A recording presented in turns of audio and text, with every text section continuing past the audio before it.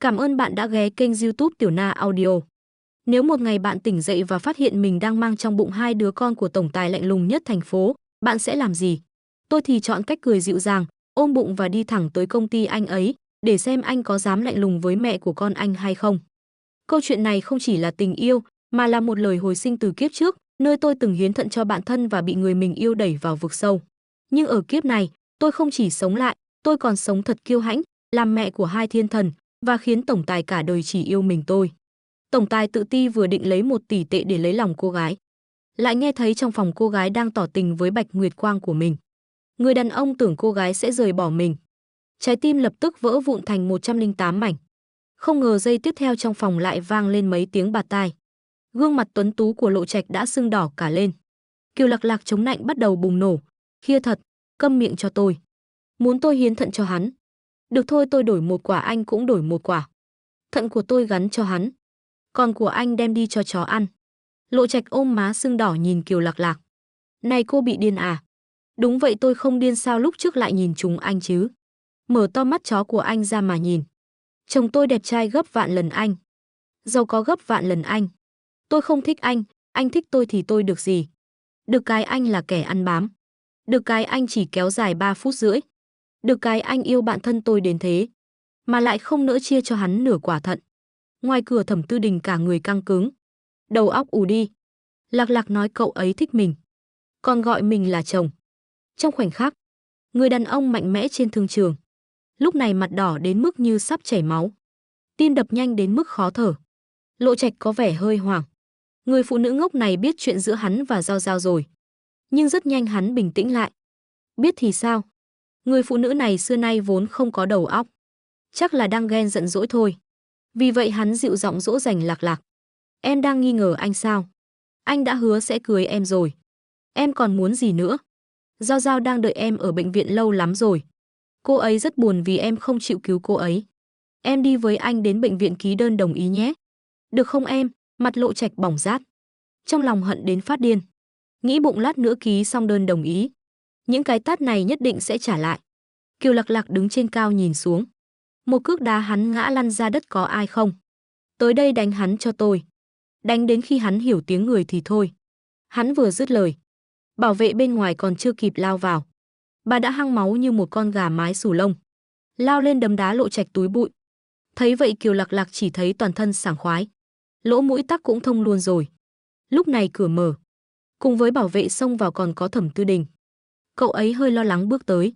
Không hiểu sao Kiều Lạc Lạc lại thay đổi đến vậy. Còn Kiều Lạc Lạc nhìn người đàn ông đang bước từng bước về phía mình, trong lòng toàn là đau lòng và áy náy. Kiếp trước cũng chính lúc này, Thẩm Tư Đình bắt gặp hai người đang hôn nhau. Mắt đỏ hoe hỏi Kiều Lạc Lạc vì sao. Kiều Lạc Lạc lại chỉ tay vào mặt cậu ấy mà nói. Tôi dựa vào đâu mà không thể ở bên anh ấy? Cậu là một kẻ phế không thể sinh con. Ngay cả chuyện giường chiếu cũng miễn cưỡng. Chẳng lẽ muốn tôi lãng phí cả đời sao? Lộ Trạch kiếp trước như thể nghe được bí mật kinh thiên động địa, kinh ngạc nhìn Thẩm Tư Đình. Sau đó khinh bỉ cười lạnh một tiếng. Người được mệnh danh là thiên chi kiêu tử như Thẩm Tư Đình, hóa ra lại là kẻ bất lực sao? Lộ Trạch cũng ngẩng cao đầu. Nỗi sợ bị bắt gian tan biến sạch. Tổng giám đốc Thẩm hóa ra bất tiện à? Vậy sau này để tôi thay vợ anh ấy là được. Thẩm Tư Đình vốn lạnh lùng và mạnh mẽ, gần như bị nghiền nát trong tích tắc. Cậu ấy không ngờ Kiều Lạc Lạc lại dùng điểm yếu chí mạng đâm sâu vào tim cậu ấy. Từ đó về sau, điểm yếu chí mạng của Thẩm Tư Đình bị lan truyền. Chỉ trong 1 tháng nhanh chóng tiều tụy và già đi, không còn dáng vẻ phong độ trước kia. Cậu ấy chưa từng quan tâm lời bàn tán giễu cợt của người ngoài. Cậu ấy quan tâm là người vợ mà mình yêu thương nhất lại làm tổn thương mình nặng nề. Nghĩ đến những chuyện đó, Kiều Lạc Lạc không kìm được nước mắt, bất chấp tất cả chạy tới ôm lấy Thẩm Tư Đình. Chồng à, anh về rồi. Thẩm Tư Đình cả người cứng đờ, chỉ nhìn thấy Kiều Lạc Lạc ôm lấy thân thể mình. Lạc Lạc em sao vậy? Kiều Lạc Lạc giúp trong lòng cậu ấy nũng nịu đừng nói gì. Ôm em đi, người đàn ông của em ngoan ngoãn nghe lời làm theo. Ôm chặt lấy cậu ấy trong lòng. Kiều Lạc Lạc cũng cảm nhận được cánh tay rắn chắc của người đàn ông, cùng với nhịp tim mạnh mẽ ấy. Mà ngọt ngào của hai người còn chưa bắt đầu, đã bị Lộ Trạch bị đánh nằm bò dưới đất chen ngang. Lạc Lạc đừng đi, đừng tới bên cậu ta được không? Kiều Lạc Lạc cười ngọt ngào, bước tới đá Lộ Trạch một cái. Còn chưa chết, đúng là dai thật đấy. Muốn tôi hiến thận cho Ngụy Giao. Anh có thể về nhà rửa ráy đi ngủ sớm. Trong mơ cái gì cũng có. Sau đó cô phẩy tay, nói với đội trưởng đội bảo vệ nhớ cho kỹ. Sau này chó với Lộ Trạch được vào chung cửa. Bà Lưu đứng bên cạnh có chút lo lắng. Vậy chẳng phải tiên sinh cũng không được vào sao? Tiên sinh nhà họ là loại đàn ông liếm tới sáng cũng khó tìm ra một người. Nhìn Lộ Trạch bị ném ra ngoài, Kiều Lạc Lạc cười vô cùng sảng khoái. Quay đầu lại thấy chồng mình gương mặt đầy râu và u ám. Cậu ấy buông tay Kiều Lạc Lạc quay lưng lên lầu. Bóng lưng rất dứt khoát, đây là chuyện gì vậy? Sao lại không vui nữa rồi? Thế là cô xách váy hoa nhỏ, đuổi theo cậu ấy lên lầu vào phòng. Thẩm Tư Đình thấy cô tới, đưa thẻ trong tay cho cô. Là 3 tỷ em muốn. Em mang đi giao cho cha em đi. Còn chuyện của anh trai em anh đã liên hệ người rồi. Cậu ấy nói, mắt nhìn chằm chằm vào mắt Kiều Lạc Lạc. Trái tim từng chút một trầm xuống, nói đi. Còn yêu cầu gì nữa không? Kiều Lạc Lạc thở dài một tiếng đau lòng. Xem mấy người bắt nạt đứa nhỏ đến mức nào rồi. Người ta cải tà quy chính mà không ai tin nữa rồi. Kiều Lạc Lạc kéo tay anh, nhét chiếc thẻ vào tay chồng mình. 3 tỷ này anh cầm về đi. Công ty ba em phá sản thì càng tốt. Chuyện của anh trai em anh cũng đừng nhúng tay vào. Anh ta giết người giữa đường giữa phố trước bao người. Nếu anh che chở cho anh và công ty anh sẽ bị ảnh hưởng rất lớn. Trên đời này thật lòng tốt với em. Chỉ có mình anh thôi. Em muốn sống một cuộc đời bình yên với anh. Anh còn tin em được không? Khóe mắt Thẩm Tư Đình khẽ giật một cái. Nhịp tim lại tăng tốc. Sao cô ấy lại thay đổi đột ngột như vậy? Cô ấy lại đang toan tính gì đây? Thẩm Tư Đình nhìn thẳng vào mắt Kiều Lạc Lạc, muốn tìm ra bằng chứng cô nói dối. Nhìn khuôn mặt đầy râu của Thẩm Tư Đình, Kiều Lạc Lạc cắn môi mềm mại hồng hào. Trong mắt phủ một tầng sương mỏng. Chồng à, em sẽ chứng minh tấm lòng chân thật của em. Từ giờ trở đi em sẽ sống tốt bên anh. Sinh cho anh thật nhiều em bé có được không? Thẩm Tư Đình cười lạnh một tiếng. Lùi lại một bước, em biết anh không thể sinh con. Hà tất phải nói mấy lời này để chọc giận anh. Kiều Lạc Lạc bật cười khúc khích. Hàng mi dài như cánh quạt khẽ run rẩy. Sinh được hay không thử thì biết ngay mà. Em biết anh làm được. Giống như đêm đó. Giống như đêm tân hôn ấy. Nghe vậy máu điên cuồn trào lên não Thẩm Tư Đình, gần như khiến anh choáng váng mất lý trí. Anh vội quay lưng đi. Em định hưng phấn anh đấy à? Kiều Lạc Lạc, em đừng có quá đáng. Kiều Lạc Lạc cười ôm lấy anh từ phía sau. Chồng à, không cho em cơ hội chứng minh sao? Lạc Lạc buồn lắm đó. Bàn tay mơn trớn bụng 6 múi của anh, khiến toàn thân anh bừng bừng cháy. Thấy anh vẫn không phản ứng, Kiều Lạc Lạc giả vờ thất vọng nói, được thôi. Em hiểu rồi. Chồng sẽ không bao giờ tha thứ cho em nữa. Nói xong buông anh ra, xoay người bước đi. Giây tiếp theo, người đàn ông siết chặt thân thể cô. Kiều Lạc Lạc, em học đâu cái chiêu điều khiển anh thế hả? Em muốn gì cứ nói thẳng ra là được. Nghe vậy, Kiều Lạc Lạc quay lại ôm lấy cổ anh, dùng đôi môi mềm mại nhẹ nhàng hôn lên chiếc cằm hơi gầy của anh. Em muốn anh. Thẩm Tư Đình thở dốc mấy tiếng, ôm ngang cô bước về phía giường. Lần mở mắt đã là trưa hôm sau. Cô ôm lấy cái eo sắp gãy của mình, đi vào nhà vệ sinh bước lên cân. Mặt lập tức đen thui, sụt tận 3 ký. Cái đồ chó này là người sao? Vừa ra khỏi nhà tắm, người đàn ông đã đi tới, đưa tay ôm eo cô, không chờ nổi muốn được gần gũi vợ. Thẩm Tư Đình thử đưa tay sờ má cô, thấy cô không phản kháng, anh lập tức thở phào. Xem ra tối qua không phải mơ, là thật. Thẩm Tư Đình được đà lấn tới nâng cằm cô lên. Đánh răng rửa mặt chưa? Nói xong liền hôn lên môi cô. Một lúc sau mới lưu luyến rời đi. Đều dùng một loại kem đánh răng. Sao môi của Lạc Lạc lại ngọt hơn một chút nhỉ? Nói rồi ôm cô vào lòng, nhẹ nhàng hỏi thân thể có mệt không? Kiều Lạc Lạc mặt đỏ bừng, không hề mệt chút nào. Người em khỏe lắm. Nói xong đẩy anh ra. Sao anh chưa đi làm? Bất ngờ mất đi vòng tay mềm mại. Trái tim người đàn ông cũng trống rỗng. Thẩm Tư Đình lại dính sát tới. Em là tổng tài, muốn đi thì đi, không muốn thì ở nhà với vợ, nghe chưa? Đây là lời con người nói à? Kiều Lạc Lạc tự động hóa thân vào vai cô nàng quyến rũ công sở. Em không cần anh ở bên. Em lớn rồi anh biết không? Trái tim anh trùng xuống, ôm cô chặt hơn một chút. Giọng nói nhẹ nhàng mang theo chút tủi thân. Anh về không thấy em đâu. Kiều Lạc Lạc lập tức hiểu ra. Anh đang lo cô lại bỏ trốn, muốn ở lại bên cạnh trông chừng cô. Cảm giác tội lỗi và đau lòng lại trỗi dậy. Kiều Lạc Lạc xoay người ôm mặt anh. Chồng à, em sẽ không rời xa anh nữa đâu. Thật đấy. Nghe vậy mặt Thẩm Tư Đình lập tức đỏ bừng. Đột ngột đè cô vào tường. Thật không? Anh muốn kiểm tra một chút. Trong lúc thăm dò Kiều Lạc Lạc tình cảm dâng trào, cắn môi, má ửng hồng quay đầu đi. Nhưng cũng không ngăn cản sự tùy tiện của anh chồng à. Em động lòng vì anh. Em thích anh, cô muốn chứng minh tình cảm chân thành của mình. Kết quả là lại một lần nữa bị anh chứng minh thực lực. Kiều Lạc Lạc lần nữa tỉnh lại. Là bị tiếng chuông điện thoại đánh thức. Người gọi đến là Lộ Trạch. Kiều Lạc Lạc vốn định từ chối rồi chặn số. Nghĩ rồi lại cười răn nghe máy. Lạc Lạc, em vẫn còn giận dỗi à? Vừa mở miệng đã là giọng điệu trách móc mang theo ý hôn. Nghe mà Kiều Lạc Lạc bốc hỏa. Anh tưởng em đang đợi anh dỗ dành, rồi ngoan ngoãn ký đơn hiến thận sao? Lộ Trạch đương nhiên nói. Chẳng lẽ không phải vậy sao? Anh biết hôm qua em đang diễn.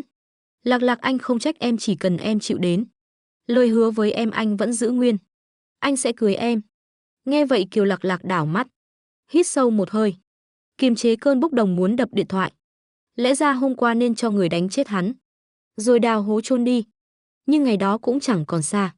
Cô đã chuẩn bị cho cặp đôi này một món quà lớn. Còn cả ba mẹ và anh trai đáng yêu của hắn nữa. Đám khốn nạn đó đừng hòng thoát. Lúc này đầu dây bên kia đổi giọng. Lạc Lạc, cậu có thể cứu tớ không? Xin cậu cứu tớ với được không? Không có thận của cậu tớ thật sự sẽ chết mất. Kiều Lạc Lạc cười tươi. Thế thì tốt quá rồi. Bao giờ mở tiệc vậy? Lộ Trạch lập tức giật lấy điện thoại. Kiều Lạc Lạc, cậu thật điên rồi. Cô ấy là bạn thân nhất của cậu. Cậu nói vậy còn có nhân tính không? Còn dám mắng cả người chồng yêu dấu của cô nữa. Trước kia là chuyện trước kia, giờ thì là đồ biến thái. Kiều Lạc Lạc lập tức ra mặt. Ông đây chính là không đi đấy. Có bản lĩnh thì bắt tôi đi, không có thì ngậm miệng lại. Còn dám nói xấu chồng tôi, coi như hai cái xương sườn đó gãy uổng rồi. Chi bằng lấy ra nâng mũi cho bạn thân tôi. Mắng chồng tôi thêm một câu nữa, tôi cho cả nhà cô lên chương trình pháp luật. Còn muốn cưới bố tôi nữa hả? Thì đi triệt sản đi. Nói xong lập tức cúp máy chặn số trọn gói. Nói nhiều như vậy cũng chỉ vì anh rất rõ Thẩm Tư Đình luôn đang nghe lén. Mắng càng thô, cái người kia chắc chắn sẽ càng sung sướng. Dù sao hồi đại học anh đăng ký vào câu lạc bộ tấu hài, còn từng tham gia mấy số talk show nổi tiếng. Không thể để tài năng bị chôn vùi được. Người nào đó đang nghe lén chắc đang phê lắm rồi nhỉ. Sau đó Kiều Lạc Lạc định vào bếp làm chút đồ. Kết quả vừa bước vào phòng khách, đã ngửi thấy một mùi thơm mê người. Trong bếp, người đàn ông cao lớn đang chăm chú nấu ăn. Đôi chân dài như hạc, khiến Kiều Lạc Lạc suýt chảy máu mũi. Lúc này Thẩm Tư Đình trông có vẻ tâm trạng tốt, khóe miệng còn mỉm cười. Có lẽ là do lúc nãy anh bắn ráp một trận. Kiều Lạc Lạc nhìn thân hình anh ấy, nước mắt không chịu nghe lời mà rơi từ khóe miệng. Gọi hệ thống. Chỉ tiêu sinh con của tôi ở thế giới này là bao nhiêu? Âm thanh điện tử ấm áp của hệ thống nói là 4 đứa. Nhưng ký chủ đừng lo, sinh con sẽ được hưởng dung mạo và vóc dáng cha mẹ đẹp nhé. Không bị xấu đi đâu ha. Kiều Lạc Lạc hài lòng gật đầu. Nhìn thân hình đẹp của chồng, không nhịn được liếm môi. Đáng yêu như vậy, nhìn một cái là thèm đến phát cuồng. Có lẽ là do âm thanh chép miệng quá lớn, khiến Thẩm Tư Đình chú ý. Anh đỏ mặt quay đầu lại. Em tỉnh rồi, đói rồi phải không? Anh đang nấu cơm. Kiều Lạc Lạc đi tới, tự nhiên ôm lấy cánh tay anh. Thật tuyệt vời. Ở bên người như vậy, đàn ông xây ngói, tuyệt đối là hoạt động yêu thích của quần chúng nhân dân. Cổ họng Thẩm Tư Đình khẽ động, lòng bàn tay không ngừng đổ mồ hôi, nhưng vẫn giả vờ bình tĩnh nâng cằm anh lên, thử hôn nhẹ môi anh. Kiều Lạc Lạc cười dịu dàng nâng mặt anh, hôn lên môi một cái, nói một câu khiến toàn thân anh sung sướng đến bốc khói.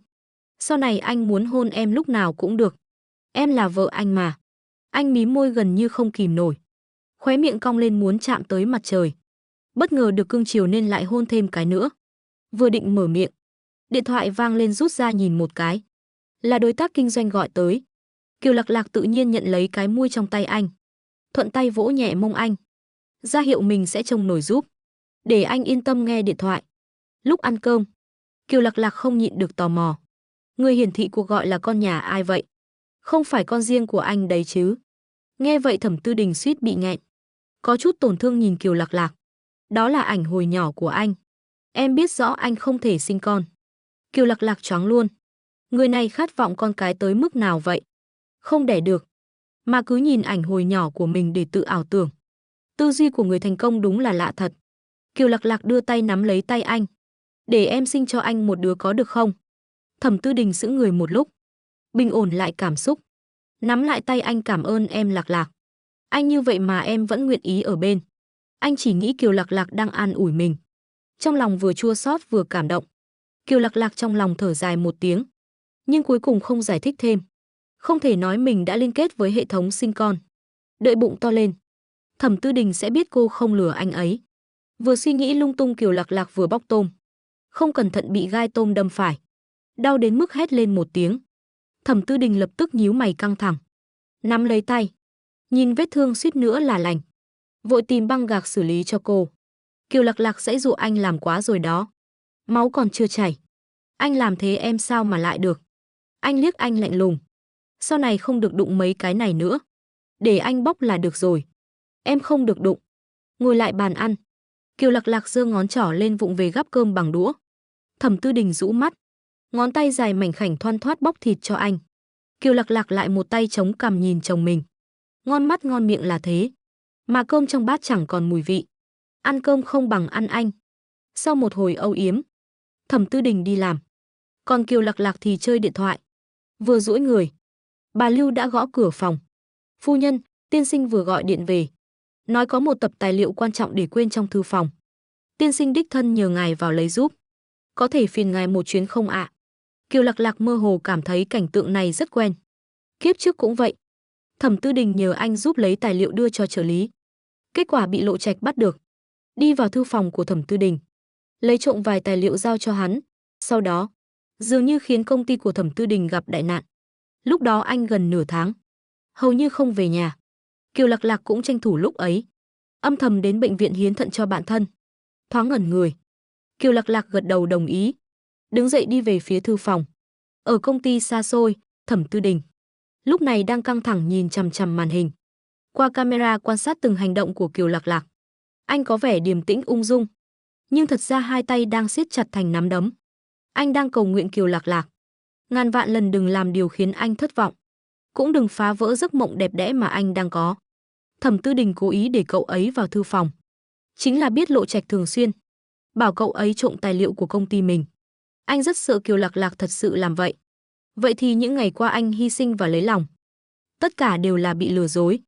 Kiều Lạc Lạc rất nhanh tìm được tập tài liệu được chỉ định đặt trên bàn, rồi tùy ý lật xem mấy tập hồ sơ đã được sắp xếp gọn gàng trên bàn. Cuối cùng cậu ấy rút ra một túi tài liệu. Thẩm Tư Đình đau đớn nhắm mắt lại. Đó là dự án lớn sắp ký kết gần đây của công ty. Toàn bộ tài liệu nếu bị rò rỉ, công ty ít nhất tổn thất 1 tỷ tệ. Cuối cùng cậu ấy vẫn ra tay thật sao? Thẩm Tư Đình cố gắng giữ vẻ điềm tĩnh nâng chén trà lên. Nhấp một ngụm. Rắc một tiếng. Anh bóp vỡ luôn cả chén trà. Vốn định tắt màn hình, nhưng khi thấy Kiều Lạc Lạc trên màn hình, tay lại khựng lại. Kiều Lạc Lạc ngồi trên ghế anh, viết vẽ vẽ trên một tờ giấy ghi chú màu vàng. Vẽ gì đó? Thẩm Tư Đình phóng to tiêu cự camera, phát hiện cậu ấy vẽ 2 trái tim, có một mũi tên xuyên qua chính giữa. Kiều Lạc Lạc hài lòng mở túi tài liệu ra, bỏ tờ ghi chú vào bên trong, rồi niêm phong lại, đặt trở về chỗ cũ. Còn giúp Thẩm Tư Đình dọn lại bàn làm việc, mới cầm tài liệu đứng dậy rời đi. Từ đầu đến cuối không hề xem bên trong túi tài liệu. Bề ngoài Thẩm Tư Đình vẫn không chút biểu cảm, nhưng nội tâm đã dậy sóng. Lạc Lạc của anh không phản bội anh, còn vẽ trái tim cho anh, lại còn là một mũi tên xuyên tim. Lạc Lạc, em đừng yêu anh quá nhiều. Kiều Lạc Lạc cầm tài liệu ra khỏi nhà, mang theo canh xương bà Lưu nấu đến công ty. Lúc này vẫn chưa đến giờ cơm. Sảnh công ty khá yên tĩnh. Tiếp tân Hảo Lệ đang uốn éo tạo dáng, chỉnh lại sắc vóc của mình. Nghe nói hôm nay tổng tài đến công ty, cô ta muốn một phát lấy luôn làm chồng. Không ngờ đang mãn nguyện vì nhan sắc của mình, thì một người phụ nữ xinh đẹp đến mức khiến cô ta há hốc mồm đi tới. Thấy cậu ấy đến gần, lập tức cảnh giác. Tiểu thư xin chào, xin hỏi có thể giúp gì được cho cô? Kiều Lạc Lạc lễ phép nói tổng tài của các cô ở tầng mấy. Tôi đến đưa đồ cho anh ấy. Cậu lắc lắc túi canh trong tay, khiến Hảo Lệ trong lòng lật trắng mắt. Quả nhiên là tới tìm tổng tài. Xì hồ ly tinh. Tổng tài là của cô ta, người khác dựa vào đâu mà tiếp cận? Cô tới tìm tổng tài. Xin hỏi có hẹn trước không? Kiều Lạc Lạc im lặng. Cậu đi gặp chồng mình cần hẹn trước sao? Không có hẹn. Tổng tài bây giờ có thể đang bận, không rảnh tiếp cô. Hảo Lệ cười lạnh. Loại hàng yêu mị như thế này, một ngày tổng tài tiếp 7-8 cô là chuyện thường. Kiều Lạc Lạc cảm nhận được địch ý từ đối phương, sắc mặt có chút không vui. Là mẹ của anh ấy nhờ tôi mang canh tới. Bình thường là bà Lưu đi. Hôm nay bà không khỏe nên tôi thay. Anh ấy ở tầng mấy? Nghe đến bà Lưu, Hảo Lệ biết Kiều Lạc Lạc 8 phần là quen với Thẩm Tư Đình. Không tiện từ chối trắng trợn như ban nãy. Đảo mắt một vòng, gọi một người đàn ông tên Tôn Ca tới. Phiền anh dẫn cậu ấy lên gặp tổng tài nhé. Tôn Ca đồng ý ngay. Thấy Kiều Lạc Lạc đăng ký xong liền dẫn cậu vào thang máy. Hảo Lệ âm thầm cười lạnh. Tôn Ca là người mặt dày tự luyến nhất công ty. Hắn nghĩ cô gái này chắc là họ hàng bà Lưu, mượn danh bà già để tiếp cận tổng tài. Vừa tiễn xong Kiều Lạc Lạc, thang máy chuyên dụng của tổng tài mở ra. Thẩm Tư Đình vẻ mặt lạnh lùng. Anh đảo mắt nhìn xung quanh, đi thẳng tới quầy tiếp tân. Hảo Lệ vui mừng như được sủng ái, tim đập thình thịch. Tổng tài sắp cướp mình làm vợ rồi sao? Vợ tôi đâu? Thẩm Tư Đình nói thẳng. Vừa rồi bà Lưu gọi điện bảo Kiều Lạc Lạc đến đưa canh cho anh. Đây là lần đầu vợ đến công ty, anh nhất định phải đích thân ra đón. Ngài nói là cô Kiều Lạc Lạc vừa nãy sao? Không thì là ai, cậu ấy đâu rồi trong thang máy? Tôn Ca không hề e dè quan sát Kiều Lạc Lạc từ đầu tới chân. Kiều tiểu thư coi như không thấy hắn. Thấy cậu chẳng hứng thú với vẻ ngoài của mình, cũng không bị chiêu trò của hắn tác động. Tôn Ca có chút tức giận, không nhịn được hỏi mạo muội hỏi một câu. Cô là gì của tổng tài? Thấy trong thang máy chỉ còn hai người họ, cậu nói thẳng đã biết là mạo muội thì đừng hỏi. Muốn giữ việc thì lo làm cho đàng hoàng. Nếu không thì hôm nay anh nghỉ việc luôn đi. Tôn Ca bị dọa sững người, thẹn quá hóa giận cười khẩy. Cô không nghĩ là tôi thích cô chứ? Chẳng phải cô tới quyến rũ tổng tài sao? Kiều Lạc Lạc không giận mà cười, vậy tôi không quyến rũ tổng tài thì quyến rũ anh chắc. Anh xứng sao? Anh không tưởng mình đẹp trai lắm chứ? Bên cạnh có tấm thép phản chiếu đấy, soi lại đi. Nhìn như bản hợp đồng dán tóc giả. Còn nói anh có tiền để người ta mê à? Còn dám nói lời sàm sỡ tôi. Anh tự tới phòng nhân sự từ chức đi. Ngày mai tôi không muốn thấy anh trong công ty. Tôn Ca cười không ngậm được mồm. Dựa vào cô sao? Cô không tưởng mình đã là phu nhân tổng tài rồi chứ? Kiều Lạc Lạc cạn lời, giờ mà anh quỳ xuống xin tôi, biết đâu tôi còn ban cho anh một đặc ân. Tôn Ca bị biểu cảm thờ ơ của Kiều Lạc Lạc chọc tức, lập tức đưa tay định kéo cậu lại. Loại mỹ nhân cấp này, cho dù sờ được một lần cũng đáng cả đời. Không chịu nghe lời ngon tiếng ngọt của hắn, thì đừng trách hắn dùng vũ lực. Nhưng đúng lúc đó cửa thang máy mở ra. Thẩm Tư Đình đứng trước cửa hơi thở dồn dập. Thấy cậu không sao, anh lập tức thở phào nhẹ nhõm. Kiều Lạc Lạc vui vẻ ôm lấy cánh tay anh chồng à. Sao em lại đến đây? Thẩm Tư Đình mỉm cười, sao em không nói cho anh biết? Anh định ra đón em, muốn cho em một bất ngờ đó. Cậu cười tít mắt nhìn người đàn ông trước mặt, đồng thời quay đầu lại. Nhìn Tôn Ca đã sợ đến mức mặt tái mét. Kiều Lạc Lạc vừa mới cười tươi như hoa, giây tiếp theo lại thở dài một tiếng. Cúi đầu xuống. Lạc Lạc sao vậy? Có phải bên ngoài nóng quá thấy khó chịu không? Thẩm Tư Đình thấy thế vội vàng quan tâm. Kiều Lạc Lạc lắc đầu, cắn môi, giọng buồn bã, em cảm thấy em không xứng với anh. Người ta đều nói em là loại chỉ biết quyến rũ đàn ông, dựa vào thân xác để leo lên, mặt thì toàn đồ chỉnh sửa. Cậu vừa nói vừa nhìn về phía Tôn Ca. Hắn đã sợ đến mức đứng không vững, mồ hôi lạnh đầy đầu tuôn dọc theo thái dương.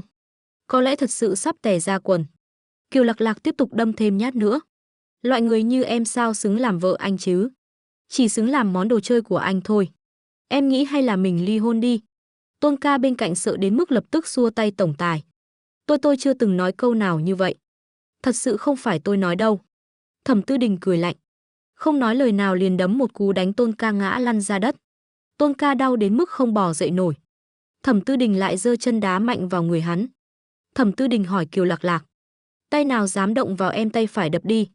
Ngay sau đó giày da bóng loáng của Thẩm Tư Đình dẫm mạnh lên tay phải của Tôn Ca. Tiếng xương gãy răng rắc, cùng tiếng hét thảm thiết của Tôn Ca, cực kỳ dễ nghe. Anh quay lại bên Kiều Lạc Lạc, ôm lấy cậu vào lòng. Là do anh không tốt, để em bị tên cặn bã như vậy làm bẩn mắt. Kiều Lạc Lạc giúp trong ngực anh nũng nịu nói, không phải em mách lẻo đâu.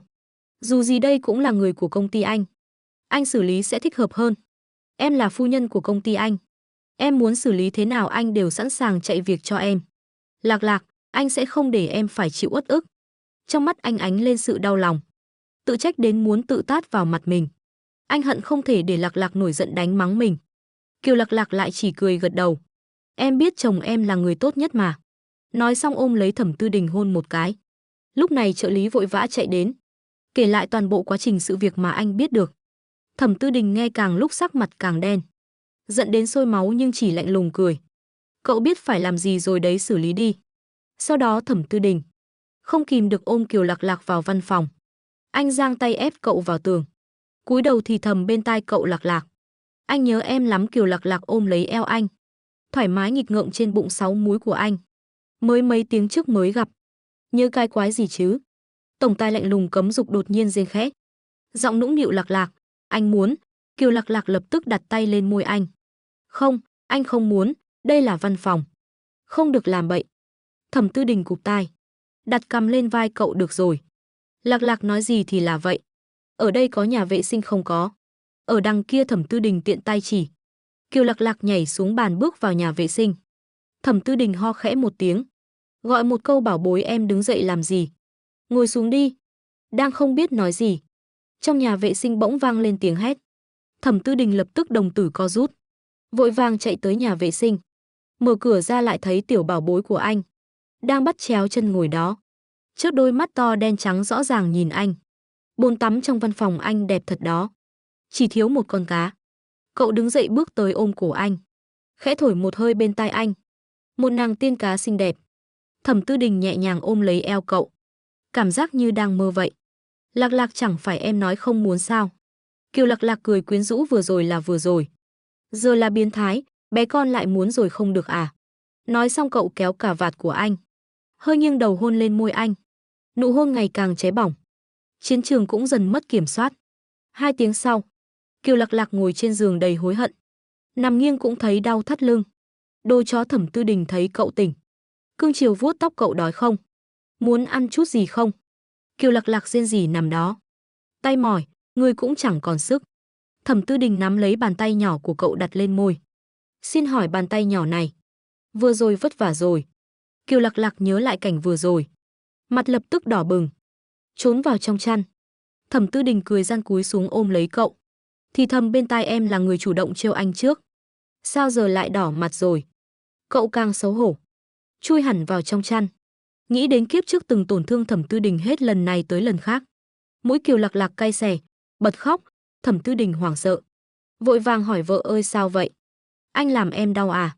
Chồng à, mấy ngày trước em mơ thấy một giấc mộng, là cơn ác mộng rất đáng sợ. Em sợ mình sẽ mất anh, đừng rời xa em được không? Bề ngoài Thẩm Tư Đình không biến sắc, nhưng trong lòng lại mềm nhũn như bún. Anh nhẹ nhàng vỗ lưng cậu: Anh sẽ không rời xa em. Tin anh được không? Em là tình yêu cả đời của anh, là người trong tim anh mãi mãi không thể buông bỏ. Kiều Lạc Lạc nghẹn ngào gật đầu: Vâng, em biết, em tin anh. Kiều Lạc Lạc dựa vào anh, kể lại những chuyện kiếp trước như một giấc mơ. Nghe xong Thẩm Tư Đình cau mày, nắm chặt cả hai tay thành nắm đấm. Nhưng cũng nhờ vậy mà Thẩm Tư Đình hiểu ra lý do vì sao Lạc Lạc lại thay đổi đột ngột như thế. Dù lý do chỉ là một giấc mơ, nghe qua thì hơi gượng ép, nhưng anh vẫn giống như trước, lựa chọn tỉnh táo để chìm đắm. Anh sẽ bảo vệ Lạc Lạc thật tốt, tuyệt đối không để những kẻ cặn bã đó làm tổn thương cậu. Từ hôm đó, Thẩm Tư Đình công khai tuyên bố tổng tài phu nhân tại công ty. Hai người ngày nào cũng kề cận bên nhau, làm đồng nghiệp xung quanh phát hờn chết đi được. Tội nghiệp cho mấy người làm công, ngày đi làm như trâu ngựa đã đành, sống ở thành phố lớn, méo mó u tối như chuột chũi, còn phải bị sếp và sếp phu nhân ngược đãi như chó. Nhưng hai người đó cũng đâu cố tình phát cẩu lương, vì bản thân họ vốn đã rất tình cảm.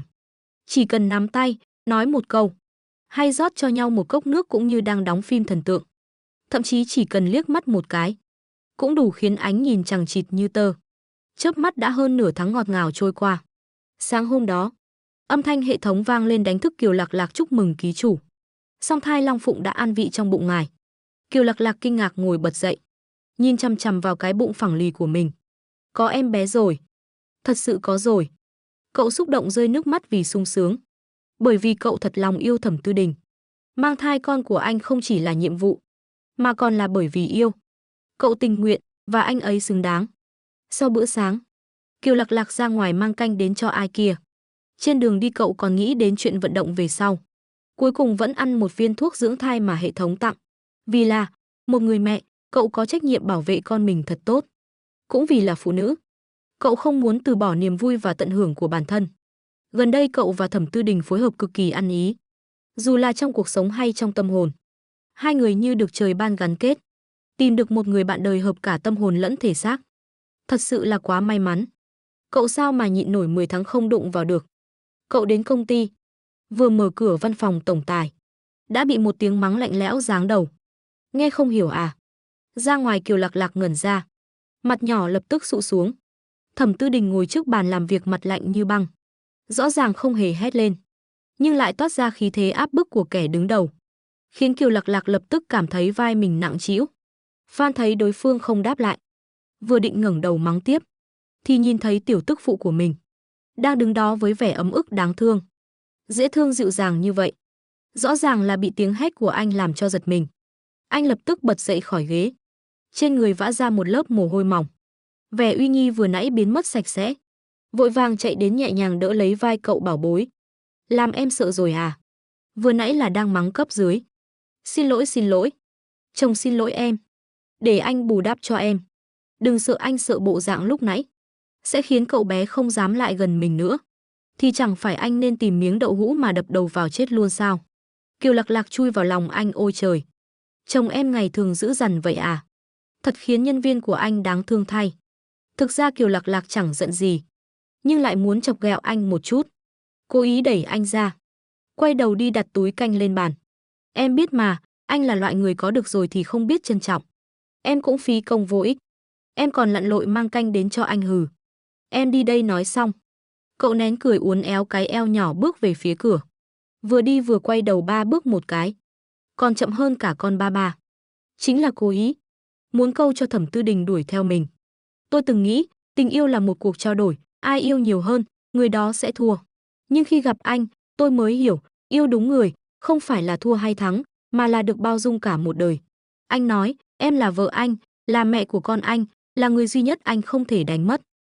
Và tôi biết, kiếp này, tôi không chỉ được yêu, mà còn được nâng niu như một báu vật giữa thế gian. Câu chuyện đã kết thúc tại đây. Cảm ơn bạn đã lắng nghe trên kênh Tiểu Na Audio, nơi mang đến những câu chuyện đầy hấp dẫn và thú vị. Hãy để lại ý kiến của bạn trong phần bình luận. Và đừng quên theo dõi kênh để cập nhật những nội dung mới nhất nhé. Chân thành cảm ơn bạn.